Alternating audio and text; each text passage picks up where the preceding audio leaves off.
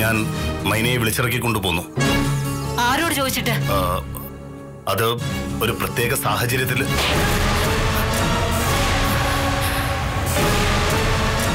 സാഹചര്യത്തിലോ? എന്ത് സാഹചര്യത്തിലാ നീ ഇവിടെ കൊച്ചിന്റെ അച്ഛനായത്? കണ്ടവന്റെയൊക്കെ ഗർഭം ചുമന്ന് കേറി വരാനുള്ളതല്ലേ ഈ വീട്? അത് ചേച്ചി ഞാൻ നാടും കിട്ടവനെ, എന്ത് പൂതി കേറിയിട്ടാടാ നീ ഈ ഗർഭം ഏറ്റെടുക്കുന്നേ? ഇവിടെ തോന്നിയാസം നടന്നുണ്ടാക്കിയതൊക്കെ നീ അനുഭവിക്കണോ?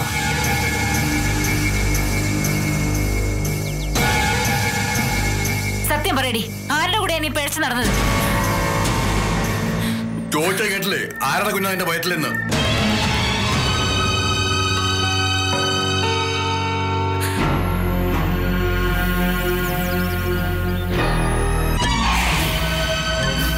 ഈ ചോദ്യത്തിനൊന്നും ഞാൻ മറുപടി പറയുന്നില്ല. വഴിക്ക് വെച്ച് ഞാൻ പറഞ്ഞതാ ഇങ്ങോട്ട് വരുന്നില്ല എന്ന്. അർജുനായിട്ട് നിർബന്ധിച്ച് കൊണ്ടുവന്നതാ. ഞാൻ പോയിക്കോളാം. പുറത്തേക്കാണെങ്കിൽ ഒരുമിച്ച്, അകത്തേക്കാണെങ്കിൽ ഒരുമിച്ച്. എന്ത് വേണമെന്ന് ചേച്ചിക്ക് തീരുമാനിക്കാം.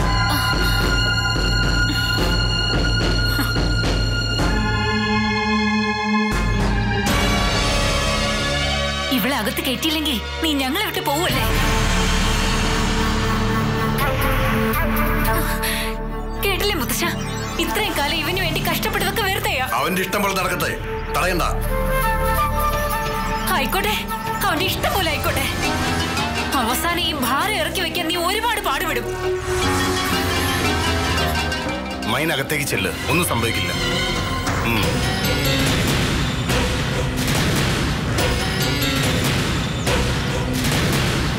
എന്താടാ ഇതൊക്കെ? ശരിക്കും ആലോചിക്കാതെ ഞാൻ ഒന്നും ചെയ്യില്ല മുത്തശ്ശ. തൽക്കാലം അത് മനസ്സിലാക്കിയത്.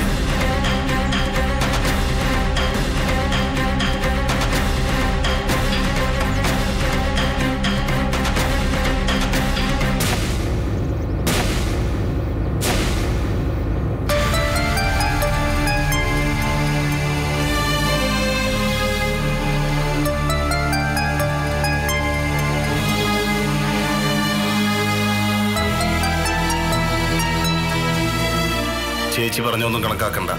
അപ്പോഴത്തെ ദേഷ്യത്തിന് പറഞ്ഞതാ. എന്നെ ഉപദ്രവിക്കാനാണോ ഉദ്ദേശം, അതോ കൊല്ലാനോ? നീ എന്താ അങ്ങനെ ചോദിച്ച? എന്റെ വയറ്റി വളരുന്നത് നിങ്ങളുടെ കുഞ്ഞല്ലെന്നും മറ്റാരെക്കാളും നന്നായിട്ട് അറിയാവുന്നത് നിങ്ങൾക്കാ. പിന്നെ എന്തിനാ എന്നെ സ്വീകരിച്ചത്? വേറെ ആരുടെയും പേര് പറയാതെ നീ എന്റെ പേര് പറഞ്ഞ എന്തിനാ? എനിക്ക് രക്ഷപ്പെടാൻ അതേ മാർഗം ഉണ്ടായിരുന്നുള്ളൂ. നിന്റെ വീട്ടിലേക്കാണെന്നും പറഞ്ഞ് നീ എങ്ങോട്ട് ഇറങ്ങി തിരിച്ചത്? ഞാൻ എങ്ങോട്ടെങ്കിലും പോവും. അത് അന്വേഷിക്കേണ്ട കാര്യം അർജുനേട്ടനില്ല. ഉണ്ട്. സ്നേഹിച്ചു പോയതിന്റെ ഒരു അവകാശം ഇപ്പോഴും ബാക്കി കിടക്കുന്നുണ്ട്. ഞാൻ ചീത്തയായ പെണ്ണാ. ഞാനും പരിശുദ്ധനല്ല. I M pregnant. അതും മറ്റൊരാളുടെ കുട്ടി. അതാരാണെന്ന് ഞാൻ ചോദിക്കുന്നില്ല. അറിഞ്ഞാ എനിക്ക് അവനെ കൊല്ലാൻ തോന്നും. എന്നെ വെറുതെ വിട്ടേക്ക് അർജുനേട്ടാ. ഞാൻ എങ്ങോട്ടെങ്കിലും പോയിക്കോളാം. പറ്റില്ല. നിന്നെ എനിക്ക് ആവശ്യമുണ്ടോ? ഇഷ്ടപ്പെട്ട എന്നെ നീ ചതിച്ചെങ്കിലും നിന്നെ എനിക്ക് വേണം. ഞാൻ നിങ്ങളെ ഇഷ്ടപ്പെട്ടിട്ടില്ല, ഒരിറ്റ പോലും സ്നേഹിച്ചിട്ടില്ല. പിന്നെ എങ്ങനെ ചതിക്കും? ഈ നിമിഷം വരെ നിങ്ങൾ എനിക്ക് പേടിയാ. അത് മാറും, മാറ്റിയെടുക്കും.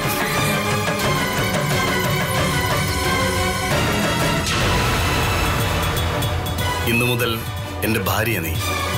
മറ്റെല്ലാം മറന്നേക്ക്.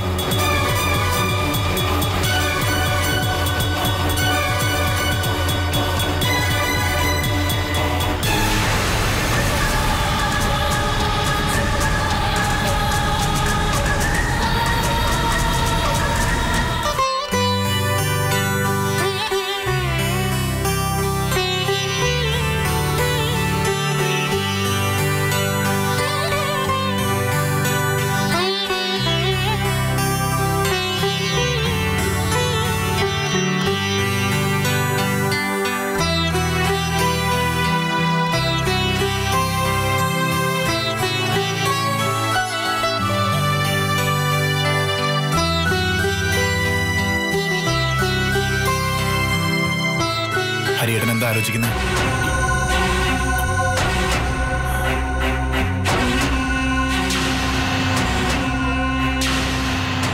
ഒരുപാടുണ്ട് ആലോചിക്കാൻ.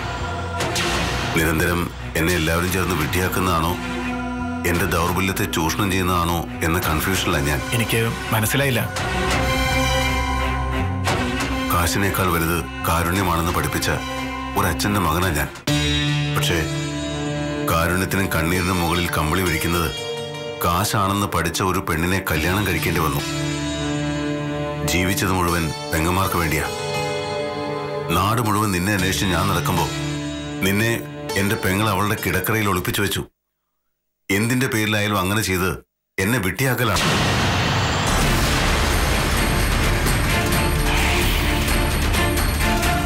ഏറ്റവും കൂടുതൽ അഭിമാനിച്ചത് മൈനെ കുറിച്ചാ.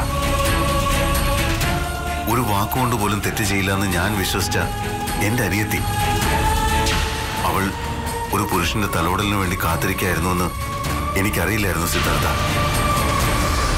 അറിഞ്ഞിരുന്നുവെങ്കിൽ അവളെ ആദ്യം കല്യാണം കഴിച്ചു വിട്ടേനെ. അങ്ങനെയൊന്നും ആയിരിക്കില്ല. പിന്നെ എങ്ങനെയായിരുന്നു? അവൾക്ക് വേണ്ടി പല തവണ ഞാൻ അർജുനെ താക്കീത് ചെയ്തിട്ടുണ്ട്.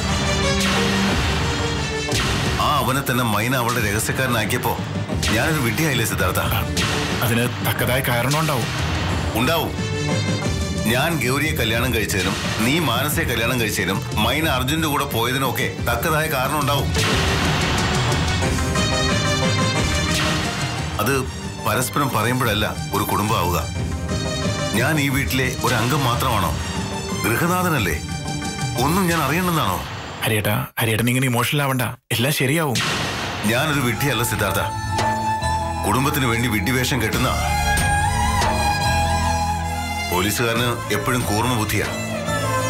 ആ ബുദ്ധി വെച്ച് കുടുംബത്തിൽ ആരെയും ഞാൻ അളന്നിട്ടില്ല. പക്ഷേ ഇന്ന് എനിക്ക് തോന്നുന്നു മൈന എനിക്ക് മുന്നിൽ കളിച്ചൊരു നാടകമാണ് അർജുൻ എന്ന്.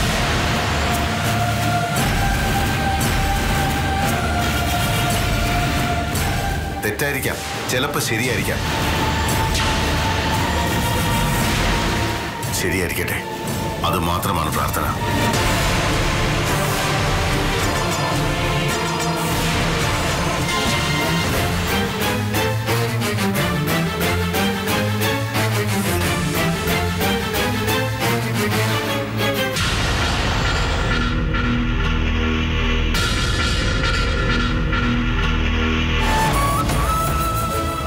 നല്ല സ്വഭാവമുള്ള കുട്ടിയായിരുന്നു മൈന. എനിക്ക് നേരിട്ടറിയാവുന്നതല്ലേ. അവൾക്ക് എന്താ ഇങ്ങനെ സംഭവിക്കാൻ? അച്ഛനും മോനും കൂടെയുള്ള സംസാരം കേട്ടറിഞ്ഞുള്ള അറിവേ ഉള്ളൂ എനിക്ക്. ഗുണ്ടായിസം കാണിക്കുന്ന ഒരുത്തനുണ്ടല്ലോ അർജുൻ, അവന്റെ കൂടെ അവളെന്ന്. കുട്ടി അവന്റെയാണെന്ന് നമ്മൾ സമ്മതിക്കുകയും ചെയ്തു. ഇതിലെന്തോ ചതിയുണ്ടമ്മേ. ഈ അർജുനെ പേടിച്ച മൈന ജീവിച്ചോണ്ടിരുന്നത്. ഒരിക്കൽ സിദ്ധുവേട്ടൻ അവളെ അവന്റെ കയ്യിൽ നിന്ന് രക്ഷിച്ചിട്ടുമുണ്ട്. അത് ഏട്ടൻ എന്നോട് പറഞ്ഞതാ. ഒരിക്കലും അർജുനുമായിട്ടൊരു ബന്ധം അവൾക്കുണ്ടാവില്ല. ഒന്നുകിൽ അയാളെ ബലമായി അവളെ ചീത്തയാക്കിയതാവണം, അല്ലെങ്കിൽ മറ്റാരെങ്കിലും രക്ഷിക്കാൻ അവളെ ബലിയാടായതാവണം.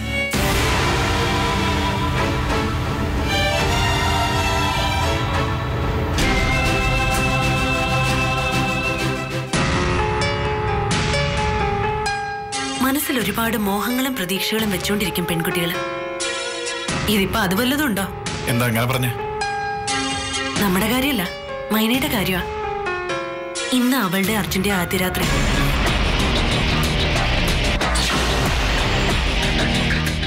കഷ്ടം, ഇതെന്തോന്ന് ആദ്യ രാത്രി? പണ്ടേ എല്ലാം കഴിഞ്ഞില്ലേ? പ്രായമാവുന്ന കാലം തൊട്ട് നമ്മൾ മനസ്സിൽ കൊണ്ടു നടക്കുന്നൊരു ദിവസമായത്. ഒരു പുരുഷന്റെ സാമീപ്യവും സ്നേഹവും ഒക്കെ എന്തായിരിക്കും എന്ന് വെറുതെ ചിന്തിക്കും. ഇതൊക്കെ മൈനയുടെ മനസ്സിലുണ്ടാവാതിരിക്കും. ഉണ്ടാവും. മുമ്പൊരബദ്ധം പറ്റിയെന്ന് കരുതി അതല്ലല്ലോ കുടുംബജീവിതം. അമ്മയാവുന്നത് അനുഗ്രഹം. ആദ്യത്തെ കുഞ്ഞിനെ കണ്ണു നിറച്ച് കാണാൻ കഴിയുന്നത് ഭാഗ്യം. അതിനെ താലോലിക്കാൻ കഴിയുന്നത് പുണ്യം. വിവാഹം കഴിക്കും മുമ്പേ മൈനെ അമ്മയായി. വിവാഹം കഴിഞ്ഞിട്ടും ഞാൻ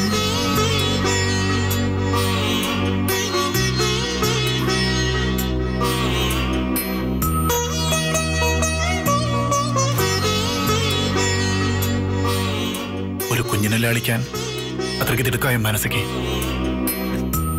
ഒരുപാട് ഇഷ്ടം എനിക്ക് കുഞ്ഞുങ്ങളെ.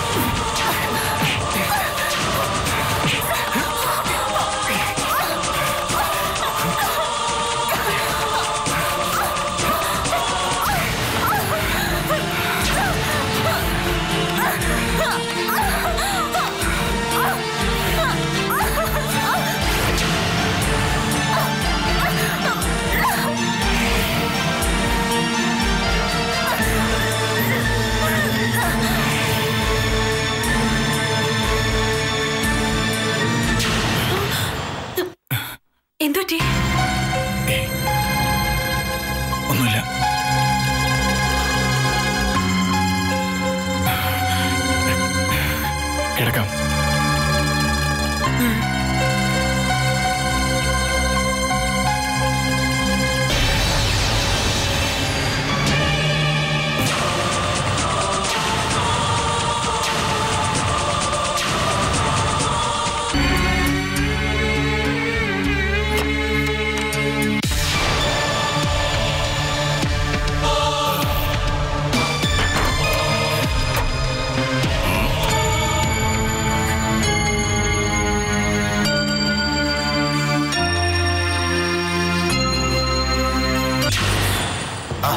എന്റെ ദേഹത്ത് ഓടരുത് പ്ലീസ്.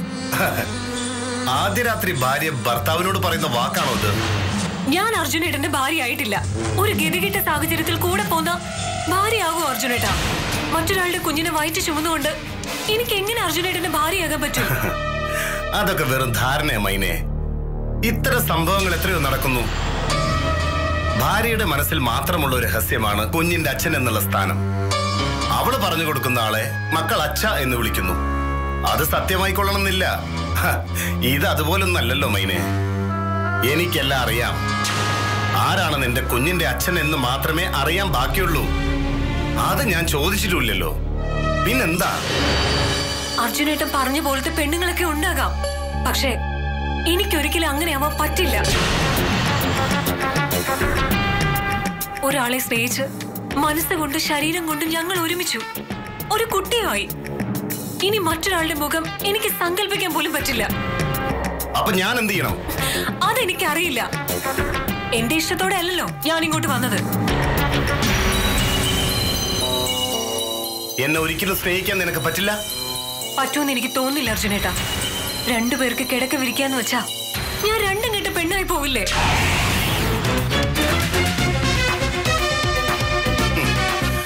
മൈനെ, ഇതെന്റെ വീട്, എന്റെ മുറി. അടച്ചിട്ട ഈ മുറിയിൽ ഞാനും നീയും മാത്രമാണോ? എനിക്കെന്തും ചെയ്യാം. നാളെ നിനക്കൊന്ന് പരാതിപ്പെടാൻ പോലും പറ്റാത്ത വിധത്തിൽ എനിക്കെന്തും ചെയ്യാം. സമ്മതമില്ലാതെ ഫലമായി. കാണോ നിനക്ക്? എനിക്കറിയാം അതിനുള്ള കഴിവും കരുത്തും ഉണ്ട് അർജുനേട്ടന്. പക്ഷേ എനിക്ക് ചെയ്യാൻ പറ്റിയൊരു കാര്യമുണ്ട്. അർജുനേട്ടന് തടയാൻ പറ്റാത്തൊരു കാര്യം.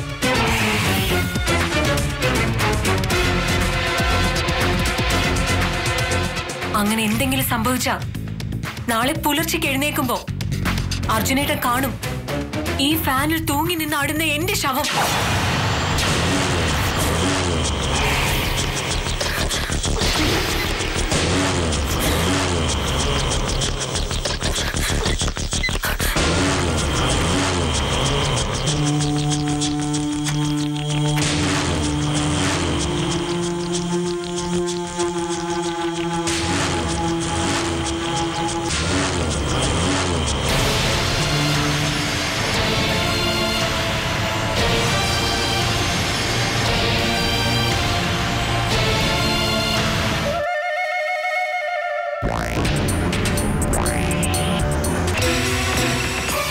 ഇനിയിപ്പോ അവന്റെ മുന്നിൽ തന്നെയാണ് വയനയുടെ വയറ്റി. സ്ത്രീ വിഷയത്തിൽ അവനത്ര മോശമൊന്നുമല്ല. മുത്തശ്ശനല്ലേ വഴികാട്ടി, പിന്നെ അവനിങ്ങനെ മോശവും. പക്ഷേ ഈ ഗർഭാവന്റെ അല്ല.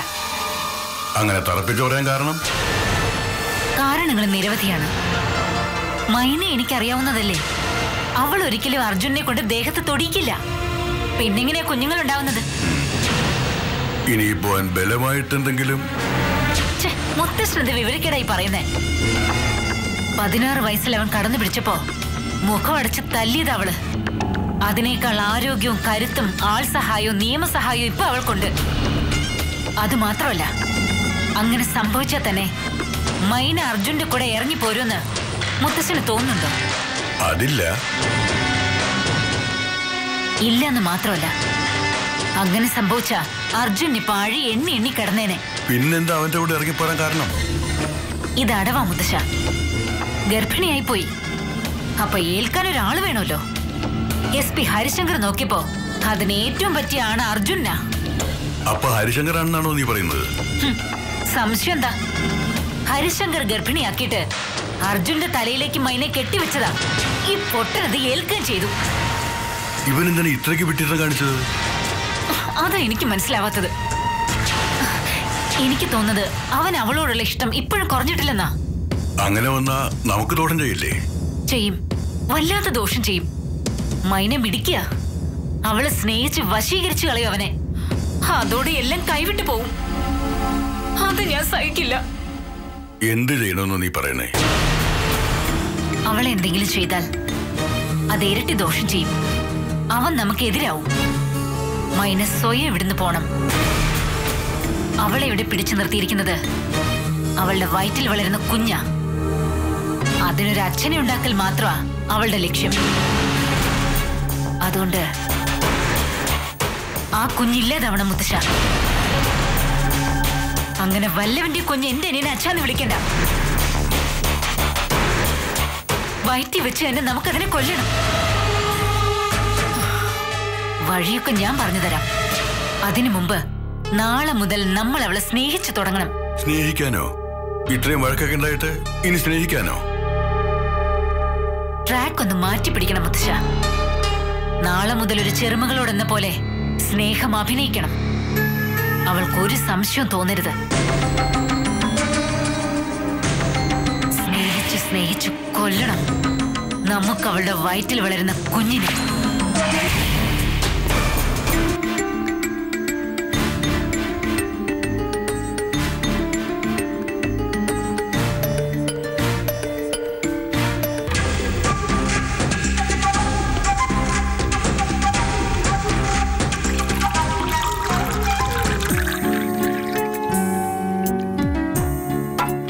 ചേച്ചി, ഒരു വീട്ടിലെ പണി മുഴുവൻ ചെയ്തുകൊണ്ടിരുന്ന ആളാ ഞാൻ. ഒന്നിനും ഒരു മുടക്കം വന്നിട്ടില്ല. ഇവിടുത്തെ രീതികളൊന്നും എനിക്കറിയില്ല. പറഞ്ഞു തന്നാ എല്ലാം ചെയ്തോളാം. അയ്യോ, അതൊന്നും വേണ്ട. കളപ്പുരക്കിലെ കൊച്ചമ്മമാരെ പോലെ അല്ല ഞാൻ. അടുക്കള കയറിയ എന്റെ കൈവളമൊന്നും ഊരി പോവില്ല. ഞാൻ ചെയ്തോളാം ഈ വീട്ടിലെ പണിയെല്ലാം. ആ, മൈന മോളെന്നെ സഹായിച്ചാ മതി.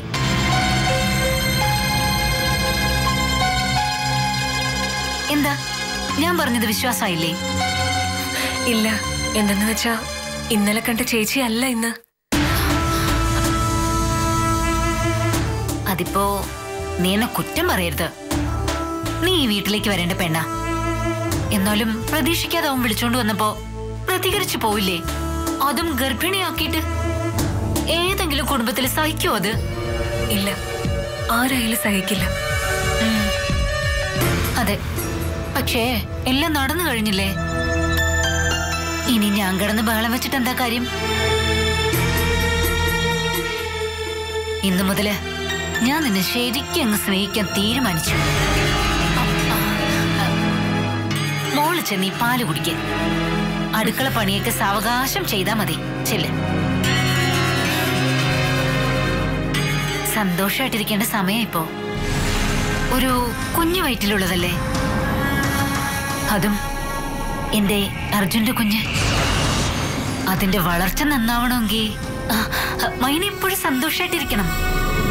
മുത്തശ്ശനുമായിട്ട് ഇന്നലെ രാത്രി ഞാൻ എല്ലാം സംസാരിച്ചു. മുത്തശ്ശനും കാര്യങ്ങളൊക്കെ മനസ്സിലായി. നിനക്ക് വേണ്ടി വിളക്ക് വെച്ച് പ്രാർത്ഥിക്കാം മുത്തശ്ശൻ. ചെന്ന് അനുഗ്രഹം വാങ്ങിക്കുക. ചെല്ല്.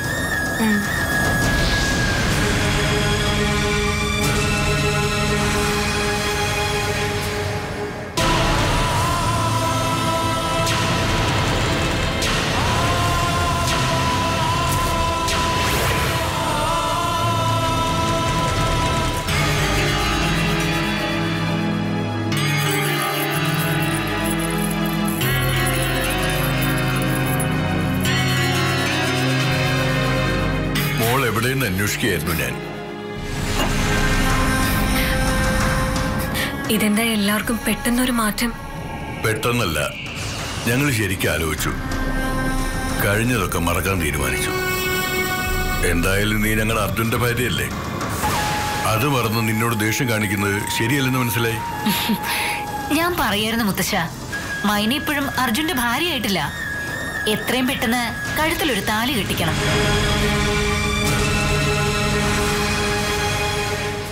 ഒരു കുട്ടിയായി കഴിഞ്ഞ് പിന്നെ എന്തോന്ന് താലി? അർജുന്റെ കുഞ്ഞിന്റെ അമ്മയല്ലേ വിളിപ്പോ, അല്ലേ മോളെ?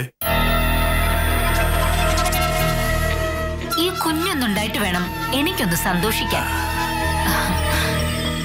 മോളെ, മോള് ചെന്ന് റെസ്റ്റ് എടുക്ക.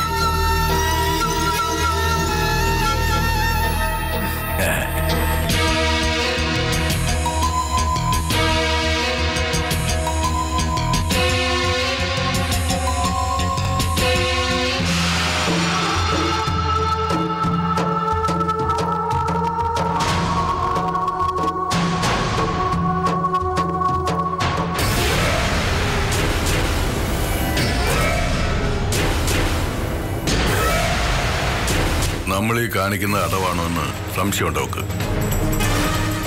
സംശയത്തിനിടം കൊടുക്കരുത് മുത്തശ്ശ. ആ കുഞ്ഞിനെ നശിപ്പിക്കുന്നത് വരേക്കും അവൾക്കൊരു സംശയവും തോന്നരുത്. സ്നേഹിച്ച് സ്നേഹിച്ച് കൊല്ലണം നമുക്കവളെ.